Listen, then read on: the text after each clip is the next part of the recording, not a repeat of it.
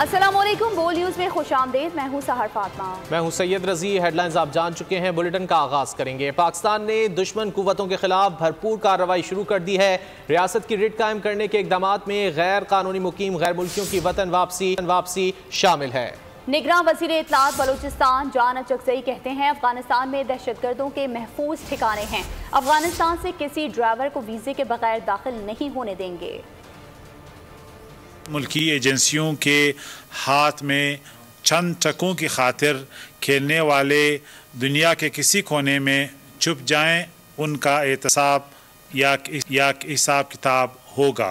पाक फौज का नाम भी इस्तेमाल नहीं कर सकेंगे। अफगानिस्तान में दहशतगर्दों को पनाह और एक्टिव सपोर्ट मिल रहा है, जो न सिर्फ पाकिस्तान बल्कि पूरी इंटरनेशनल कम्युनिटी के लिए तशवीशनाक है। बलूचिस्तान में गैर तारकीन वतन जिन्होंने जेली शनाख्ती कार्ड बनाए हैं के ख़िलाफ़ कार्रवाई जारी है। अफ़गानिस्तान से कोई भी ड्राइवर को पासपोर्ट और वीज़ा के बग़ैर दाखिल होने नहीं दिया जाएगा। 190 मिलियन पाउंड स्कैंडल की तफ्तीश। नैब टीम PTI चेयरमैन से तफ्तीश के बाद अडियाला जेल से रवाना हो गई। नैब टीम ने 2.5 घंटे तक PTI चेयरमैन से अडियाला जेल में तफ्तीश की है। नैब टीम की क़यादत असिस्टेंट डायरेक्टर मोहसिन अली खान कर रहे थे। एहतसाब अदालत ने नैब टीम को जेल में 4 रोज़ा तफ्तीश की इजाज़त दे रखी है। तफसीलात जान लेते हैं बोल न्यूज़ के नुमाइंदे एहतशाम अली अब्बासी से। एहतशाम, क्या तफसीलात हैं?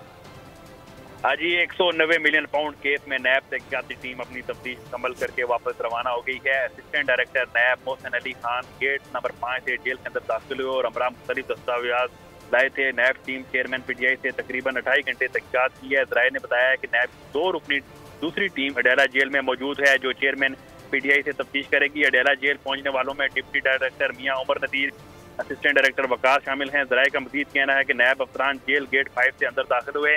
वाज़ह करता चलो कि चेयरमैन PTI इस वक्त जिस्मानी रिमांड पर मौजूद हैं, जो कि नैब के हवाले उनको किया गया था और नैब उनको 190 मिलियन पाउंड के हवाले से केस की जो तहकीकात है इस वक्त जो मुख्तलिफ टीमें मुख्तलिफ औकात में मिल रही हैं। अब एक टीम रवाना हो चुकी है और एक टीम जेल के अंदर मौजूद है। जी बहुत शुक्रिया एहतशाम इन तफसीलात के लिए।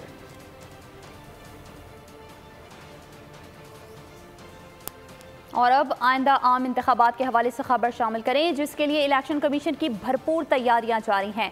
वोटर लिस्टें फाइनल कर ली गई हैं, छपाई मुकम्मल कर ली गई। मुल्क भर में वोटर्स की तादाद 12 करोड़ 75 लाख से ज़ायद हो गई है। आइंदा आम इंतखाबात में गुज़िश्ता इंतखाबात की निस्बत 2 करोड़ 20 लाख से ज़ायद वोटर्स का इजाफा हो गया। वोटर लिस्टें फाइनल, छपाई मुकम्मल। इलेक्शन कमीशन की आम इंतखाबात के लिए तैयारियां अहम मरहला तय कर लिया। 2 करोड़ 20 लाख से जायद वोटर्स का इजाफा हो गया। मुल्क भर में वोटर्स की तादाद 12 करोड़ 75 लाख से जायद हो गई। जरा इसी के मुताबिक बगैर तस्वीर वाली वोटर लिस्टें तैयार कर ली गई। इस्लाह की बुनियाद पर तरतीब भी शुरू कर दी गई। लिस्टें दिसंबर के पहले हफ्ते में रिटर्निंग अफसरान को दी जाएंगी। उम्मीदवारों की अहलियत की जांच होगी। फहरिस्त उम्मीदवारों को भी फराहम की जाएगी। तस्वीर वाली वोटर लिस्टें आइंदा साल जनवरी में आरोज को फराहम की जाएंगी।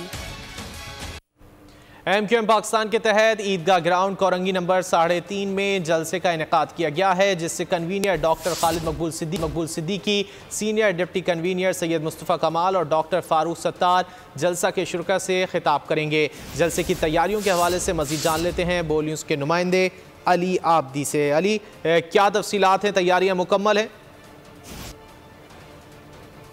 हाँ जी, देखिए मैं आपको बताता चलूँ, मुत्तहिदा कौमी मूवमेंट पाकिस्तान की जानिब से आम इंतखाबात से कबल पावर शो का सिलसिला जारी है। मुत्तहिदा पाकिस्तान का कराची में ये 4था बड़ा जलसा है। इससे कबल मलीर, औरंगी टाउन, लियाकताबाद और अब औरंगी 3.5 ईदगाह ग्राउंड के अंदर MQM जब पावर शो करने जा रही है। इसके अंदर हज़ारों की तादाद में कुर्सियां लगा दी गई हैं। 30 फीट चौड़ा और 60 फीट लंबा और 10 फीट ऊंचा स्टेज भी बना दिया गया है। इंतज़ामिया का ये कहना है कि शाम 6 बजे इस जलसे का आगाज़ कर दिया जाएगा।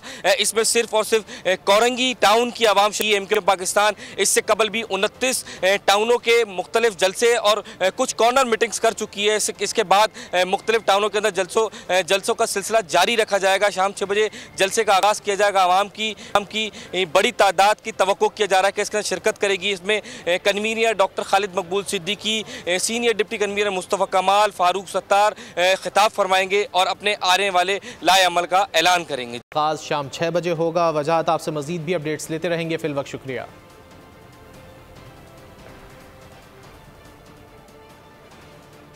तो दूसरी जानब आपको बताएं, मेयर कराची मुर्तज़ा वहाब ने कहा है कि आरजे मॉल में लगी आग KMC की रेस्क्यू और फाइटर टीमों की कोशिशों से कंट्रोल हुई। इसके बावजूद सबसे ज़्यादा तनकीद हम पर होती है। कराची की पहली फ्लाई जिप लाइन के इफ्तिताह के बाद मीडिया से गुफ्तगू में मुर्तज़ा वहाब का कहना था कि काम भी हम करें और तनकीद भी हम पर हो।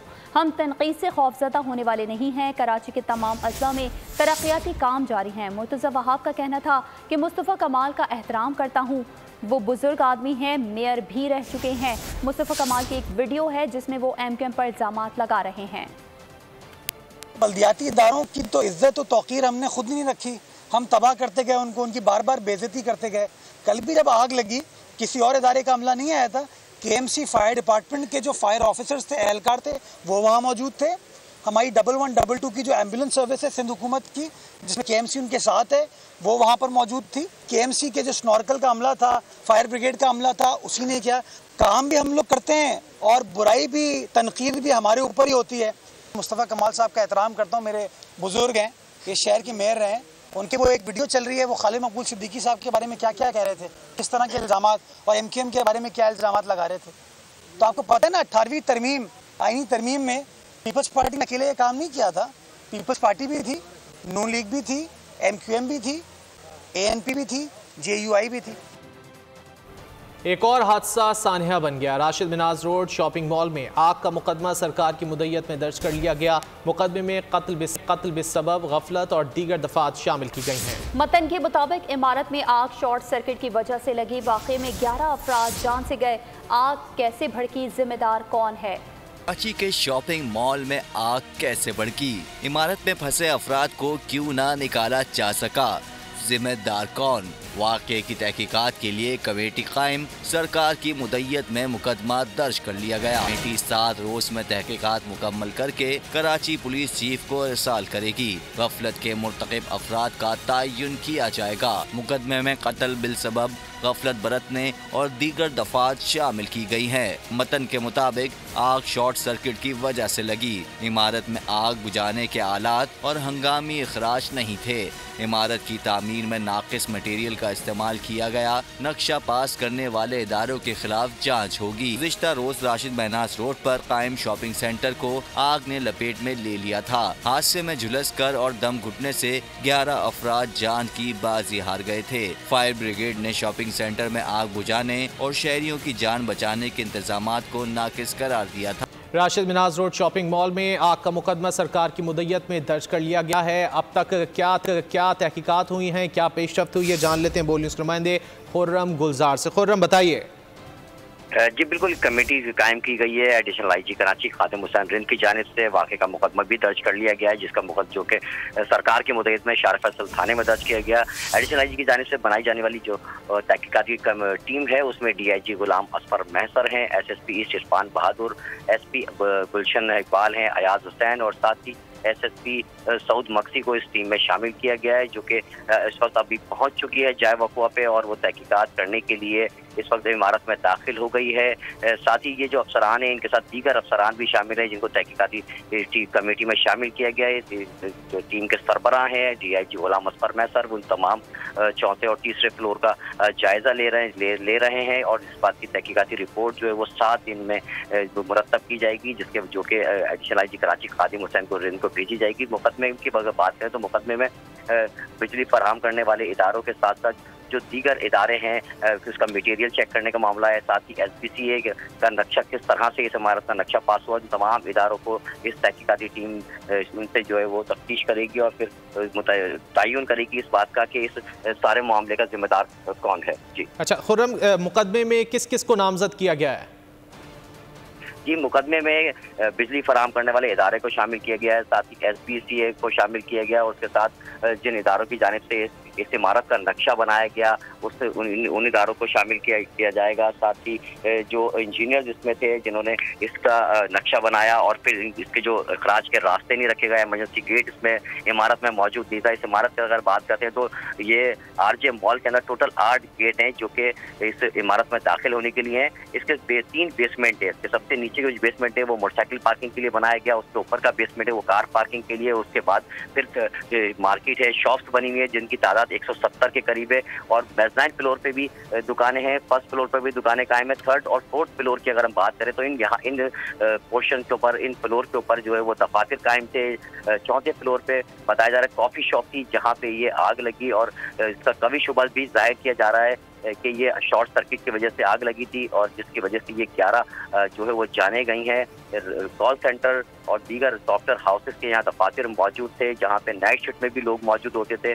तो इस वजह से जो है वो रात की शिफ्ट में जो लोग मौजूद थे जो कि आग लगने की वजह से इमारत से नहीं निकल सके थे, और फिर इस हादसे की वो नजर हुए।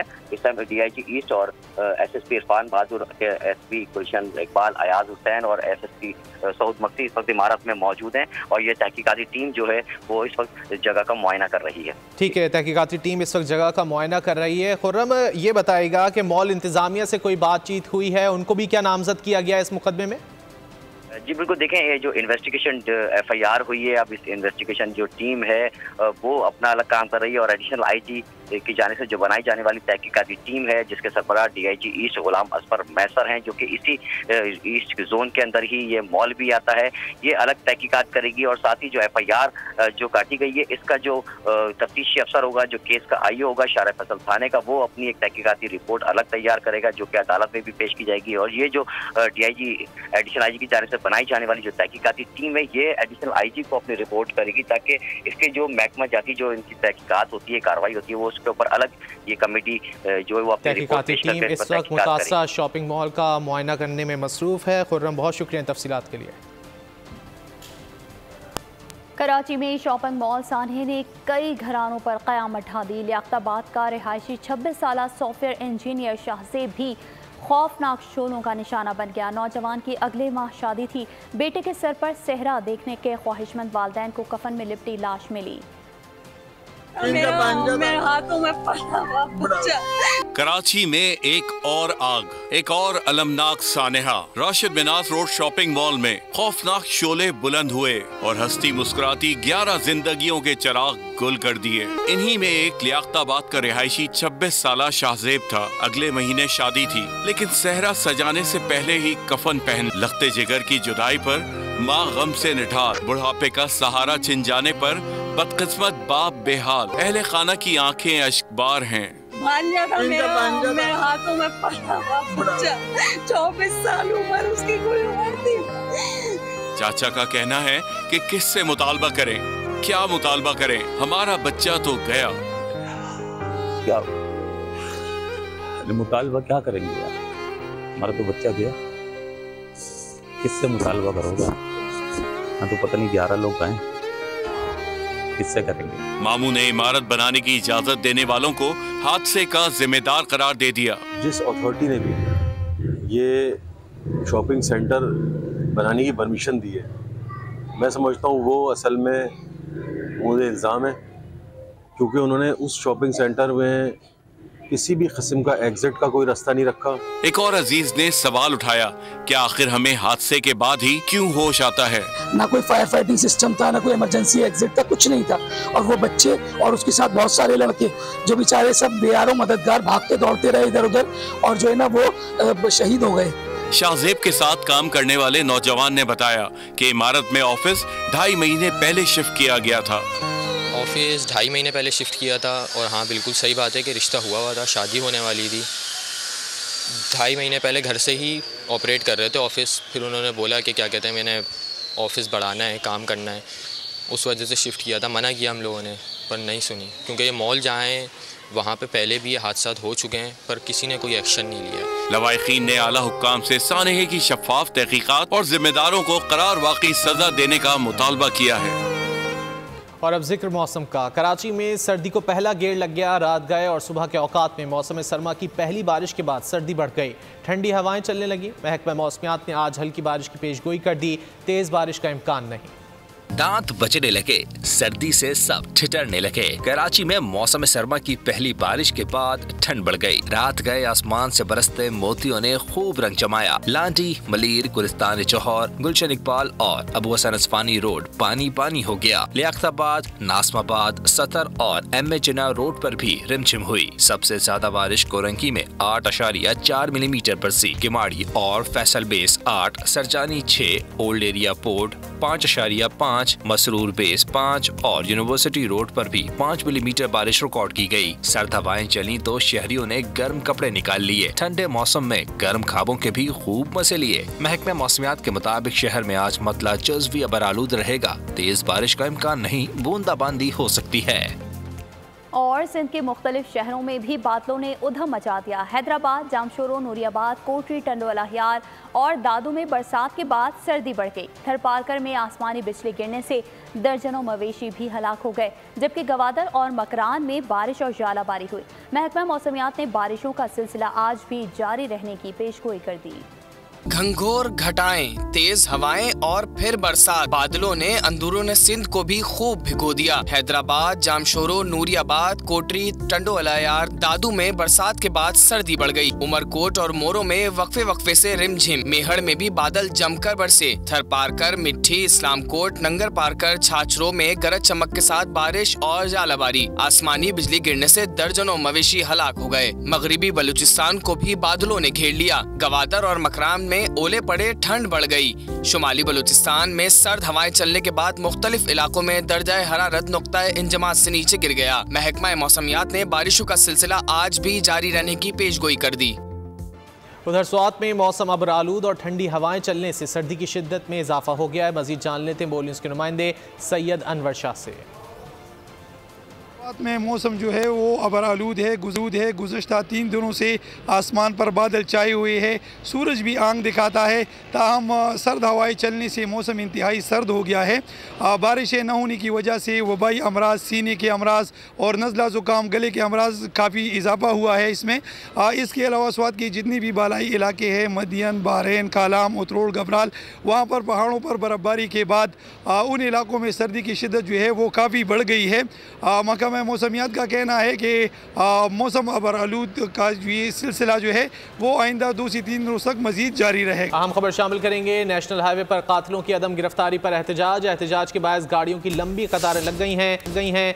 2 माह कबल गुलशन हदीद सुमारगोट में नामालूम मुल्जिमान ने फायरिंग करके 2 अफराद को कत्ल किया था। तफसीलात जान लेते हैं बोलियों के नुमाइंदे खुर्रम गुलजार से। खुर्रम, क्या कहना है मुजाहिरीन का? जी बिल्कुल, ये स्टील टाउन के इलाके गुलशन हदीद में सोमारगोट है, जहाँ 2 माह कबल जो एक स्टेट एजेंसी में फायरिंग करके 2 अफराद को कत्ल किया गया था। इन्वेस्टिगेशन पुलिस की जानिब से मुल्जिमान की गिरफ्तारी ना करने पर जो है वो लवाकिन है वो मुश्तइल हैं और इन्होंने नेशनल हाईवे पर धरना दे दिया। और उनका कहना है कि जो वाक़े में मुलविस मुल्जिमान हैं उनको गिरफ्तार किया जाए। वाक़ई की CCTV फुटेज भी मंजर यहाँ पे आई थी, जिसमें मुल्जिमान के चेहरे वाज़ेह तौर पर देखे जा सकते थे।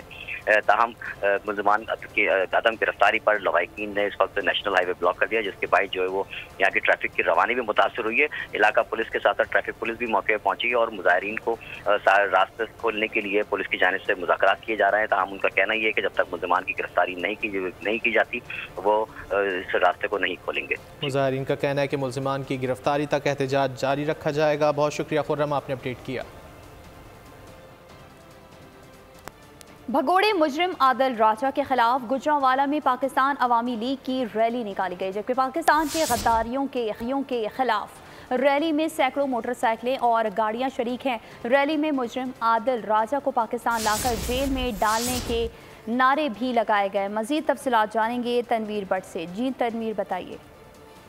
बिल्कुल, ये पाकिस्तान अवामी लीग है जिन्होंने रावली से एक बड़ी रैली निकाली है, जिसमें सैकड़ों की तादाद में गाड़ियां, मोटरसाइकिल हैं और ये एहतजाज करते हुए इनके खिलाफ, आदिल राजा के खिलाफ, भगोड़े के खिलाफ नारे लगाते हुए ये अड्डा की तरफ आ रहे हैं। यहाँ से 3-4 किलोमीटर बहुत ज्यादा रास्ता का ट्रैफिक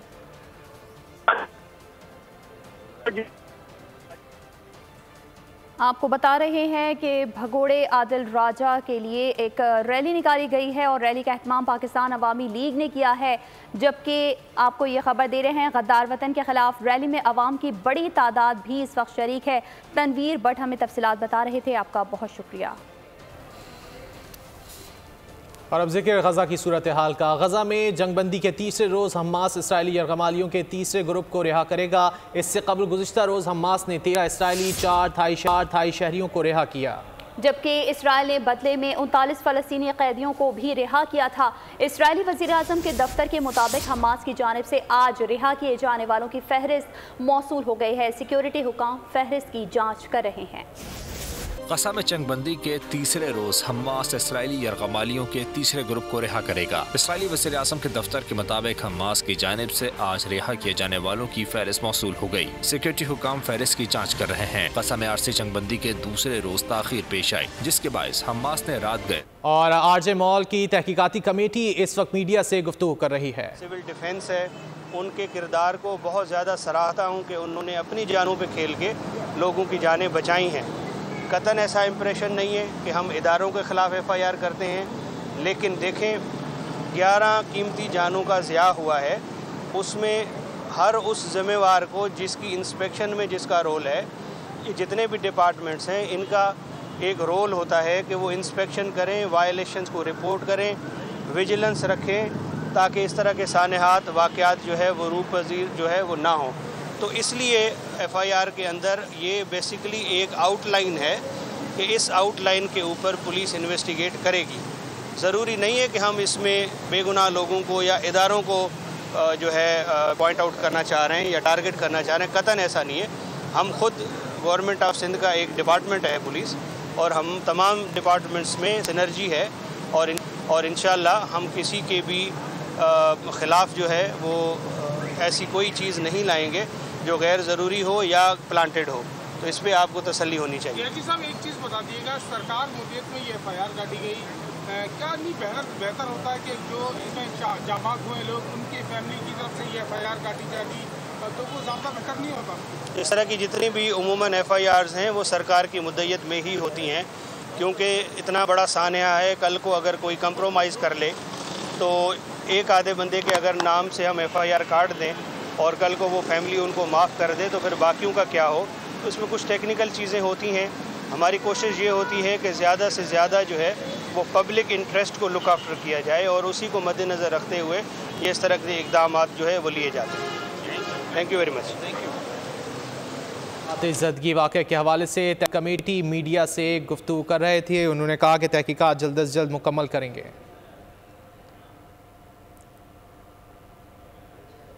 और अब कुछ दीगर खबरें। 4 रोज़ा आर्जी जंगबंदी। गजा में इसराइली बमबारी के सताए फ़लस्तीनियों को ज़िंदगी में वापस आने की मोहलत मिल गई। गजा बाजार में जैसे ज़िंदगी लौट आई। दुनिया भर के लोग फ़लस्तीनियों के अज़्म हौसले और इस्तकामत को खिराज तहसीन पेश कर रहे हैं।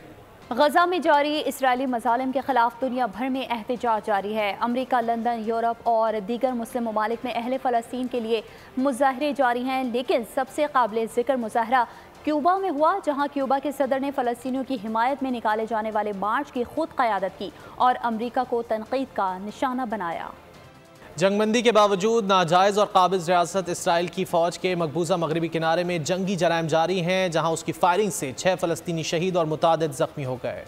मकबूसा मगरबी किनारे में इसराइली फौज की बर्बरियत जारी। गरब उर्दन में इसराइली फौज की फायरिंग से 6 फ़लस्तीनी शहीद और मुतअद्दिद ज़ख्मी हो गए। अरब मीडिया के मुताबिक फ़लस्तीनी वज़ारत सेहत का कहना है कि सहूनी मगरबी किनारे के शुमाल में वाक़े कब्ज़े कबातिया में और एक फ़लस्तीनी जनूबी इलाके अलबीरा में जान की बासी हार गया। कैद सेंटर के बाहर अपने प्यारों की रिहाई के मुंतज़िर फ़लस्तीनियों पर इसराइली फौज की फायरिंग से 3 अफराद ज़ख्मी हो गए। जनीन में बख्तरबंद गाड़ियों के साथ शहर में घुसने के दौरान इसराइली फौज की फायरिंग से 4 फ़लस्तीनी शहीद हुए। आलमी मीडिया का कहना है कि इसराइली फौज ने सरकारी अस्पताल और हिलाल अहमर हेडक्वार्टर्स का मुहासरा कर रखा है। यानी शाहिदीन के मुताबिक इसराइली फौज की बड़ी तादाद ने हफ्ते के शाम जनीन शहर पर एक फौजी बुलडोजर के साथ धावा बोल दिया। इसके माहिर निशानची इमारतों की छतों और जनीन कैंप के मुज़ाफ़ात में तैनात किए गए, जिसके बाद उन्होंने फ़लस्तीन पर हमले किए।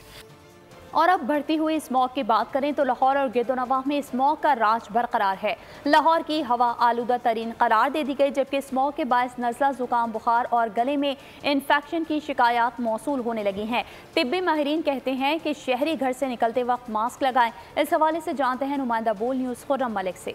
बताइए खुर्रम।